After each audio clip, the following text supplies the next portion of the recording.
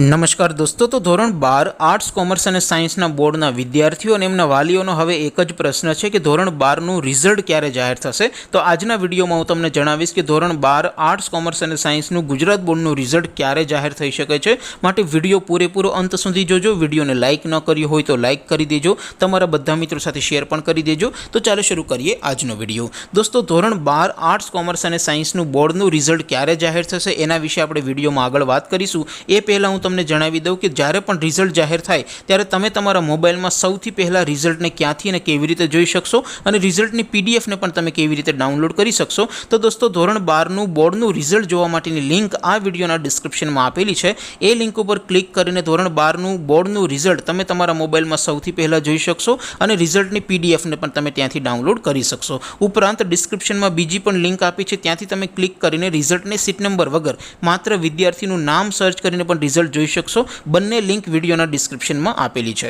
અથવા તો દોસ્તો, બોર્ડનું રિઝલ્ટ મોબાઈલમાં જોવા માટે તમારે ગૂગલ ઉપર સર્ચ કરવાનું છે www.mygkguru.in. આ વેબસાઇટ તમે સર્ચ કરશો એટલે જે પહેલી લિંક આવશે એના ઉપર તમારે ક્લિક કરવાનું છે. જેવું ક્લિક કરશો એટલે રિઝલ્ટ માટેની mygkguru.in આ વેબસાઇટ ઓપન થઈ જશે.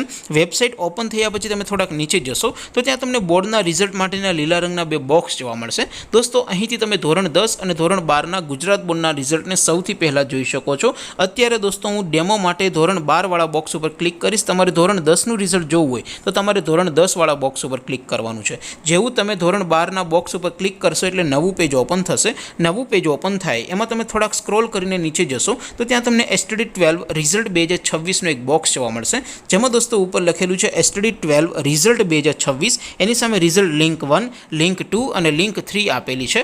અહીંથી તમે કોઈ પણ એક લિંક ઉપર ક્લિક કરશો એટલે સીટ નંબર ટાઈપ કરવાનો એક બોક્સ આવશે. એમાં સીટ નંબર ટાઈપ કરીને ગો બટન ઉપર ક્લિક કરશો એટલે માત્ર 2-3 સેકન્ડમાં તમારું રિઝલ્ટ ઓપન થઈ જશે અને રિઝલ્ટની પીડીએફને પણ તમે ડાઉનલોડ કરી શકશો.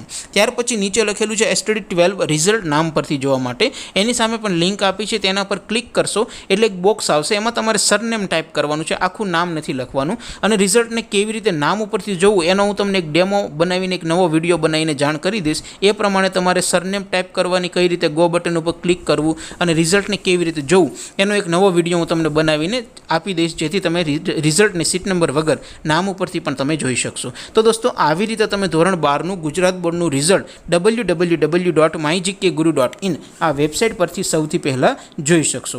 હવે દોસ્તો, આપણે વાત કરીએ કે ધોરણ 12નું ગુજરાત બોર્ડનું રિઝલ્ટ ક્યારે જાહેર થઈ શકે છે. તો મળતી માહિતી પ્રમાણે ધોરણ 12નું ગુજરાત બોર્ડનું રિઝલ્ટ આર્ટ્સ કોમર્સ અને સાયન્સનું રિઝલ્ટ એપ્રિલ મહિનાના છેલ્લા દિવસોમાં એટલે કે છેલ્લા અઠવાડિયામાં અથવા તો મે મહિનાના પ્રથમ અઠવાડિયામાં બોર્ડનું રિઝલ્ટ જાહેર થાય એવી પૂરેપૂરી સંભાવના છે. તેમ છતાં તમે www.mygkguru.in આ વેબસાઇટને વિઝિટ કરીને ચેક કરતા રહેજો. જ્યારે રિઝલ્ટ જાહેર થશે ત્યારે રાત્રે 12 વાગ્યા પછી ગમે ત્યારે તમે તમારા મોબાઈલમાં રિઝલ્ટને જોઈ શકશો અને રિઝલ્ટની પીડીએફને આ વેબસાઇટમાંથી તમે ડાઉનલોડ કરી શકશો. મને આશા છે કે ધોરણ 12 આર્ટ્સ કોમર્સ અને સાયન્સના બધા વિદ્યાર્થીઓના પરીક્ષાના પેપર ખૂબ સારા ગયા હશે. તમારું રિઝલ્ટ પણ સારું આવે, તમારી અપેક્ષા પ્રમાણે રિઝલ્ટ આવે એવી શુભેચ્છા સાથે આપણે વિડીયો પૂરો કરીએ. બાકી આપણે નવા વિડીયોમાં મળીશું. ત્યાં સુધી રજા આપો. આવજો દોસ્તો. જય હિન્દ. વંદે માતરમ.